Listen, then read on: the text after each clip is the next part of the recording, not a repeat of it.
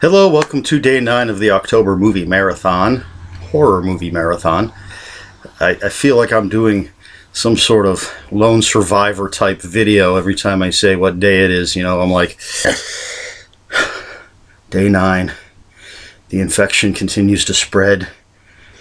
I'm going to lose the leg. I don't know how much longer I can make it. So, that's a little bit of my acting.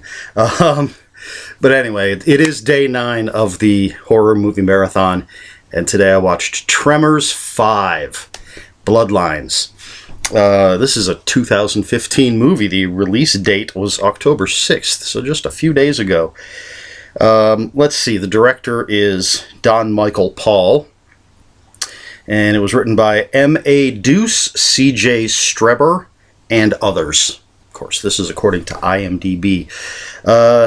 And Michael Gross returns as Burt Gummer, and he's bringing along Jamie Kennedy, and anybody else I need to mention?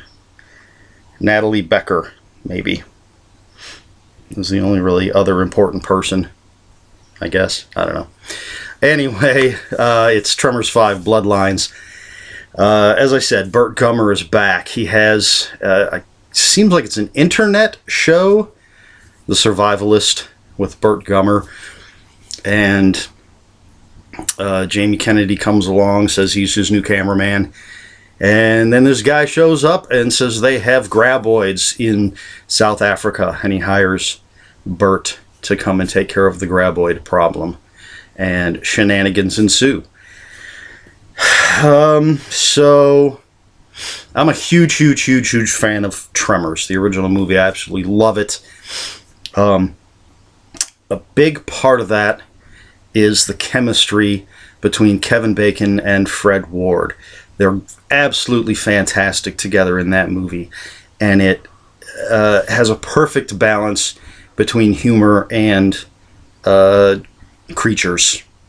I don't want to say horror, because, you know, it's hard to see it as a horror movie. I mean, it's a monster movie, so I guess it depends on how you want to define those things. But anyway, it has that perfect balance between the action and creature feature stuff and the humor.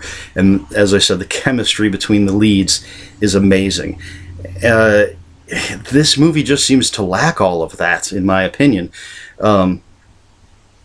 Michael Gross is still really good as Burt. You know, it's a fun character. I think he's the only character that's in all 5 movies, if I'm not mistaken. And then they bring in Jamie Kennedy, and I just didn't feel that chemistry between the two of them. And Jamie Kennedy's fine in this. I didn't feel that there was any character development with the other characters. It just it lacked something. The monsters looked kind of cool. Yeah, pretty cool. I mean, you had the ass blasters and the regular graboids who have evolved in the South African lands, I guess. There is, I'm going to be kind and call it an homage to Jurassic Park in the film. And Jamie Kennedy has a couple, I guess they're supposed to be snappy lines that are takes on dialogue from other movies. But it just, I don't know, it seemed like a mishmash of things. It didn't flow well, in my opinion. And it just, like I said, there was no chemistry that I could see between the characters, between the actors. It seemed a bit like there were just set pieces. It's one of those movies that, as I was watching it, I got the feeling that they just thought of really cool things and had to figure out a way to put it together, instead of having a nice flowing story that moved naturally. It was kind of like, this would be cool to do, and this would be cool to do, and this would be cool to do. Let's figure out how to put it together. and it didn't really work for me.